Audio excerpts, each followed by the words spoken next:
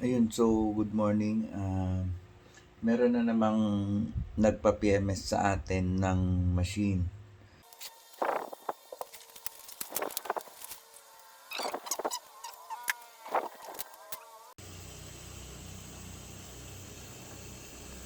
So yan ang hanapin natin kung saan nanggagaling yung usok. Tapos may tumatalsik-talsik kanina. Yan. Sir, ang kwan is sa mga cost. May umuusok dyan. Yan. Ganyan. So may naglilik. So sa boiler to, sir, subukan nating i-check yung sa boiler niya para maiwasan. Kaya hindi tumataas yung sa temperature. Yung sa temperature niya.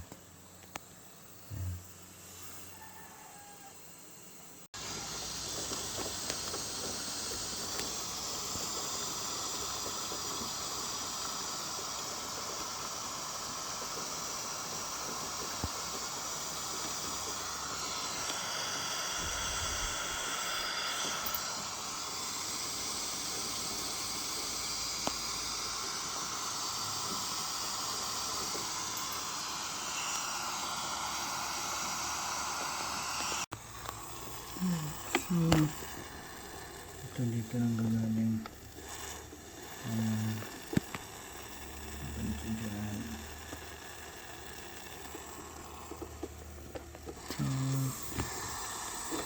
Subukan natin. Subukan natin kung paano natin. So, ito na yung problema niya. Yan. So, inaayos ko muna. Subukan kong ayusin. Sobrang lakas eh, oh. Ayun. So, tapos na natin yung ating machine. Yan. Pinahirapan tayo. Ang daming pinalitan. Okay. So, hindi triac board ang naging sira nito kasi inayos natin. Hininang natin lahat. So, test run tayo. Okay. So, gumagana yung refilling niya. Tapos tumataas na. Gumagana yung sa boiler. Yan. So 75, 77, 79. So gumagana na. Dati-dati hanggang 60 lang siya. 55.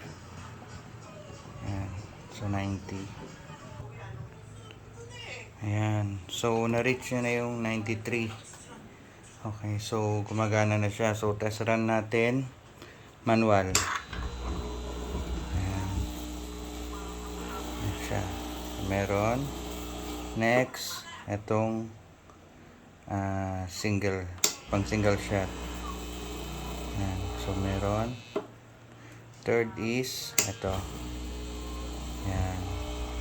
Okay, so hindi tumataas yung pressure niya kasi wala tayong nakalagay na portafilter na may tawag dito na may ground coffee. So itetestaran ulit natin yan doon sa store na nung nagpagawa. So yung sa steam 1. Ayan. So, okay, lakas. And then sa hot water spout. Okay. So lahat siya gumagana at hindi na katulad dati na sobrang init dito. So dati hindi mahawakan. Yan, inayos na natin lahat. Yan. So tetestingin na natin yung machine ni Sir. So bumalik na ang sigla ng machine, magagamit na.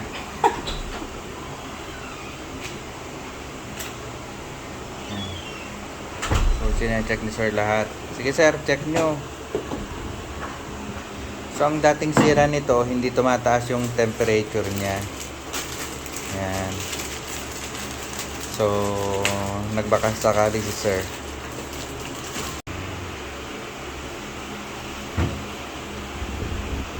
Yun, ang liit ng baso ni Sir. So talagang hindi na gumagana to. Ayun pala, tumataas. So pumapalo siya ng 8 bars. Point